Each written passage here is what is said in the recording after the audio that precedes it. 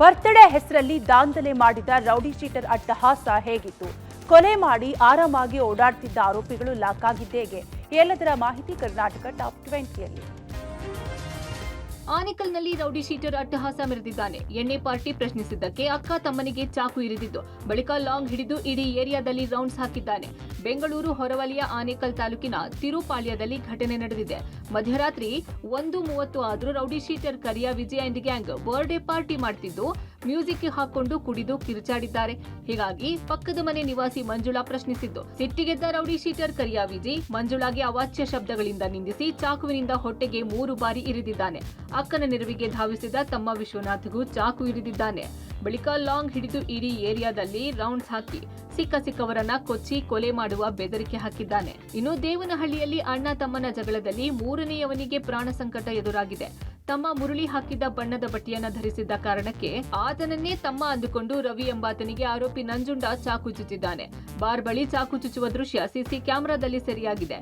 ಮತ್ತೊಂದು ಕಡೆ ಶಿವಮೊಗ್ಗ ತಾಲೂಕಿನ ಅನುಪಿನಕಟ್ಟೆ ಲಂಬಾಣಿ ತಾಂಡಾದಲ್ಲಿ ಅಣ್ಣನೇ ತಮ್ಮನನ್ನ ಭೀಕರವಾಗಿ ಹತ್ಯೆ ಮಾಡಿದ್ದಾನೆ. ವೈಯಕ್ತಿಕ ವಿಚಾರಕ್ಕೆ ತಮ್ಮ ಗಿರೀಶ್ನ ತಲೆ ಮೇಲೆ ಕಲ್ಲು ಎತ್ತಾಕಿ ಅಣ್ಣ ಲೋಕೇಶ್ ಕೊಲೆಗೈದಿದ್ದಾನೆ.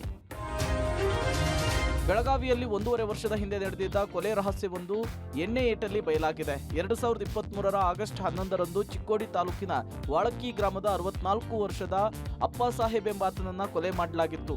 ಸಂತೆಗೆ ಹೋಗೋದಾಗಿ ಹೇಳಿ ಹೋಗಿದ್ದ ತಂದೆ ಮರಳಿ ಮನೆಗೆ ಬಾರದಿದ್ದಾಗ ತಂದೆ ನಾಪತ್ತೆಯಾದ ಬಗ್ಗೆ ಖಡಕಲಾಟ್ ಪೊಲೀಸ್ ಠಾಣೆಗೆ ಮಗ ಕಾಕಾ ಸಾಹೇಬ್ ದೂರನ್ನ ಕೊಟ್ಟಿದ್ದ. ಇತ್ತ ಅಪ್ಪ ಸಾಹೇಬನನ್ನ ಕೊಲೆ ಮಾಡಿದ ಆರೋಪಿಗಳಾದ ಸಂತೋಷ್ ನಾಯಕ್, ಹೊಳೆಪ್ಪ, ಮಹೇಶ್ ಊರಲ್ಲೇ ಇದ್ರು. ಆದರೆ ಇತ್ತೀಚೆಗೆ ಕುಡಿದ ಮತ್ನಲ್ಲಿ ಕೊಲೆ ಮಾಡಿದ್ದು ನಾವೇ ಅಂಥೇಳಿ ಊರಿನ ಕೆಂಪಣ್ಣ ಎಂಬುವರ ಮುಂದೆ ಸಂತೋಷ್ ನಾಯಕ್ ಬಾಯ್ಬಿಟ್ಟಿದ್ದ. ಮಹಾರಾಷ್ಟ್ರದ ಫೋಡಾ ಘಾಟ್ನಲ್ಲಿ ಕೊಲೆ ಮಾಡಿರೋದಾಗಿ ತಿಳಿಸಿದ್ದ. ಹೀಗಾಗಿ ಪೊಲೀಸರಿಗೆ ಕಾಕಾ ಸಾಹೇಬ್ ದೂರನ್ನ ಕೊಟ್ಟಿದ್ದ. 3ರನ್ನ ಪೊಲೀಸರು ಬಂಧಿಸಿದ್ದಾರೆ. ಕೊಲೆಯಾದ ಅಪ್ಪ ಸಾಹೇಬ್ ಕಳೆಬರಹಕ್ಕಾಗಿ ಫೋಡಾ ಘಾಟ್ನಲ್ಲಿ ಪೊಲೀಸರು ಹುಡುಕಾಟ ನಡೆಸಿದ್ದು, ಖಡಕ್ಲಾಟ್ ಠಾಣೆಯಲ್ಲಿ ಪ್ರಕರಣ ದಾಖಲಾಗಿದೆ. ನ್ಯಾಷನಲ್ ಕ್ರಶ್ ರಶ್ಮಿಕಾ ಮಂದಣ್ಣ ಜಿಮ್ನಲ್ಲಿ ವರ್ಕೌಟ್ ಮಾಡುವ ವೇಳೆ ಗಾಯಗೊಂಡಿದ್ದಾರೆ. ತನ್ನ ಬಲಗಾಲಿಗೆ ಪೆಟ್ಟಾಗಿರುವ ಫೋಟೋವನ್ನ ನಟಿ ರಶ್ಮಿಕಾ ಮಂದಣ್ಣ ಇನ್ಸ್ಟಾದಲ್ಲಿ ಶೇರ್ ಮಾಡಿದ್ದಾರೆ. ಕಾಲಿಗೆ ಪೆಟ್ಟಾಗಿರೋದ್ರಿಂದ ಸಿಕಂದರ್ ಸಿನಿಮಾ ಶೂಟಿಂಗ್ ಸ್ಥಗಿತವಾಗಿತ್ತು. ನಿರ್ದೇಶಕರಿಗೆ ರಶ್ಮಿಕಾ ಮಂದಣ್ಣ ಕ್ಷಮೆ ಕೇಳಿದ್ದಾರೆ. ಇತ್ತೀಚೆಗಷ್ಟೇ ಜಿಮ್ನಲ್ಲಿ ವರ್ಕೌಟ್ ಮಾಡುವಾಗ ರಶ್ಮಿಕಾ ಕಾಲಿಗೆ ಪೆಟ್ಟಾಗಿದೆ. ಹೀಗಾಗಿ ಪುಷ್ಪ 2 ಸಕ್ಸಸ್ ಖುಷಿಯಲ್ಲಿದ್ದ ರಶ್ಮಿಕಾ ಬೆಡ್ ರೆಸ್ಟ್ ಮಾಡುತ್ತಿದ್ದಾರೆ. ಈ ಬಗ್ಗೆ ಇನ್ಸ್ಟಾದಲ್ಲಿ ಫೋಟೋಗಳನ್ನ ಪೋಸ್ಟ್ ಮಾಡಿರೋ ರಶ್ಮಿಕಾ ಮಂದಣ್ಣ, ಹೊಸ ವರ್ಷದ ಶುಭಾಶಯಗಳು. ಈಗ ನಾನು ಮುಂದಿನ ಕೆಲವು ವಾರ ಅಥವಾ ತಿಂಗಳುಗಳ ಕಾಲ ಹಾಪ್ ಮೋಡ್ ನಲ್ಲಿ ಕಾಲಿಗೆ ಪೆಟ್ಟಾಗಿರೋ ಹಿನ್ನೆಲೆ ಶೂಟಿಂಗ್ಗಳಿಗೆ ಭಾಗವಹಿಸಲು ಸಾಧ್ಯವಾಗ್ತಿಲ್ಲ. ವಿಳಂಬಕ್ಕಾಗಿ ನನ್ನ ನಿರ್ದೇಶಕರಿಗೆ ಕ್ಷಮೆ ಯಾಚಿಸುತ್ತೇನೆ. ನನ್ನ ಕಾಲುಗಳು ಫಿಟ್ ಆಗಿದೆಯೋ ಇಲ್ವೋ ಎಂದು ಖಚಿತಪಡಿಸಿಕೊಳ್ಳಲು ನಾನು ಶೀಘ್ರದಲ್ಲೇ ಸೆಟ್ಗೆ ವಾಪಸ್ ಆಗ್ತೀನಿ ಎಂದು ತಿಳಿಸಿದ್ದಾರೆ. ಸಿಕಂದರ್, ಕುಬೇರ, ಥಾಮಾ ಸಿನಿಮಾಗಳಲ್ಲಿ ನಟನೆ ಮಾಡ್ತಾ ಇರೋ ರಶ್ಮಿಕಾ ಸದ್ಯ ಈ 3 ಚಿತ್ರಗಳ ಶೂಟಿಂಗ್ಗೆ ಬ್ರೇಕ್ ಹಾಕಿದ್ದಾರೆ. ಅಮಿತಾಬ್ ಬಚ್ಚನ್ ನಡೆಸಿಕೊಡುವ ಕೌನ್ ಬನೇಗಾ ಕರೋಡ್ಪತಿ ಕಾರ್ಯಕ್ರಮದಿಂದ ರಾಜ್ಯದ ಬಾಗಲಕೋಟೆಯ ಯುವಕನ ಅದೃಷ್ಟ ಖುಲಾಯಿಸಿದೆ. ರಬಕವಿ ಬನಹಟ್ಟಿ ತಾಲೂಕಿನ ಮಹಲಿಂಗಪುರ ಪಟ್ಟಣದ ಯುವಕ ರಂಜಾನ್ ಮಲ್ಲಿಕ್ ಸಾಬ್ ಫಿರಾಜಾದೆ ಕೌನ್ ಬನೇಗಾ ಕರೋಡ್ಪತಿ ಕಾರ್ಯಕ್ರಮದಲ್ಲಿ 50 ಲಕ್ಷ ಗೆದ್ದಿದ್ದಾನೆ. ಸಾಮಾನ್ಯ ವೆಲ್ಡರ್ ಮಗ 50 ಲಕ್ಷ ಗೆದ್ದಿದ್ದು ಯುವಕನ ಕುಟುಂಬ ಫುಲ್ ಖುಷಿ ಆಗಿದೆ.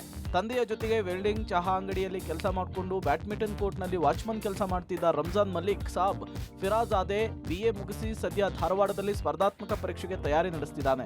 ಇದೇ ವೇಳೆ ಕೌನ್ ಬನೇಗಾ ಕರೋಡ್ಪತಿ ಕಾರ್ಯಕ್ರಮದ ಹಾಟ್ ಸೀಟ್ ನಲ್ಲಿ ಕುಳಿತು 50 ಲಕ್ಷ ಗೆದ್ದಿದ್ದಾನೆ. ಕ್ಲಿಷ್ಟಕರ ಪ್ರಶ್ನೆಗೆ ಉತ್ತರಿಸಿ ಅಮಿತಾಬ್ ಬಚ್ಚನ್ ಅವರಿಂದ ಶಹಬಾಷ್ಗಿರಿ ಪಡೆದಿದ್ದಾನೆ.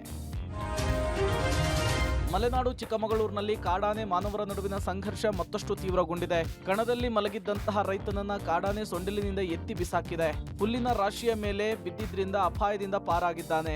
ಚಿಕ್ಕಮಗಳೂರು ತಾಲೂಕಿನ ಅಲ್ದೂರು ಸಮೀಪದ ಹುಕ್ಕುಂದ ಗ್ರಾಮದಲ್ಲಿ ಘಟನೆ ನಡೆದಿದೆ. ಇವತ್ತು ಬೆಳಗಿನ ಜಾವ 5 ಗಂಟೆಯ ಸುಮಾರಿಗೆ ರೈತ ನಾರಾಯಣಗೌಡ ಎಂಬಾತನ ಮೇಲೆ ಕಾಡಾನೆ ದಾಳಿ ಮಾಡಿದ್ದು, ನಾರಾಯಣಗೌಡರ ತಲೆ ಹಾಗೂ ಕಾಲಿಗೆ ಗಂಭೀರ ಗಾಯವಾಗಿದೆ.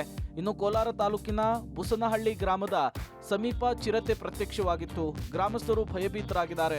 ಚಿರತೆ ರಸ್ತೆ ದಾಟ್ತಾ ಇರುವ ದೃಶ್ಯ ಸ್ಥಳೀಯರ ಮೊಬೈಲ್ನಲ್ಲಿ ಸೆರೆಯಾಗಿದೆ. ಹೀಗಾಗಿ ಚಿರತೆಯನ್ನ ಸೆರೆ ಹಿಡಿಯುವಂತೆ ಅರಣ್ಯ ಇಲಾಖೆಗೆ ಗ್ರಾಮಸ್ಥರು ಒತ್ತಾಯಿಸಿದ್ದಾರೆ.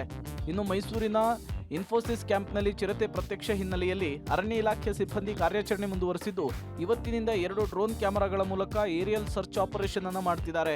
ಚಿರತೆ ಕಾರ್ಯಪಡೆ, ಆನೆ ಕಾರ್ಯಪಡೆ ಹುಡುಕಾಟ ನಡೆಸ್ತಾ ಇದ್ದು, ಅರಣ್ಯ ಸಿಬ್ಬಂದಿಗೆ ಚಿರತೆ ಸೆರೆ ಹಿಡಿಯೋದೇ ತಲೆನೋವು ಅನ್ನ ತಂದಿಟ್ಟಿದೆ.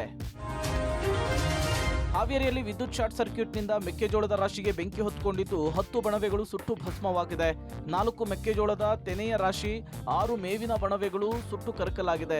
ಹಾವೇರಿ ಜಿಲ್ಲೆಯ ಸವಣೂರು ತಾಲೂಕಿನ ಕಲಕೋಟಿ ಗ್ರಾಮದಲ್ಲಿ ನಡೆದ ಘಟನೆ ಇದಾಗಿದೆ. ದ್ಯಾಮಣ್ಣ ತಳವಾರ ಮತ್ತು ಮೃತ್ಯುಂಜಯ ಹಿರೇಮಠ ಎಂಬುವವರು 10 ಲಕ್ಷಕ್ಕೂ ಅಧಿಕ ಮೌಲ್ಯದ ಮೆಕ್ಕೆಜೋಳದ ತೆನೆಯನ್ನ ರಾಶಿ ಸುಟ್ಟು ಭಸ್ಮವಾಗಿದೆ. ಗ್ರಾಮಸ್ಥರು ಹಾಗೂ ಅಗ್ನಿಶಾಮಕ ದಳದ ಸಿಬ್ಬಂದಿಗಳು ಬೆಂಕಿಯನ್ನು ನಂದಿಸಿದ್ದು ಸವಣೂರು ಪೊಲೀಸ್ ಠಾಣಾ ವ್ಯಾಪ್ತಿಯಲ್ಲಿ ಪ್ರಕರಣ ದಾಖಲಾಗಿದೆ.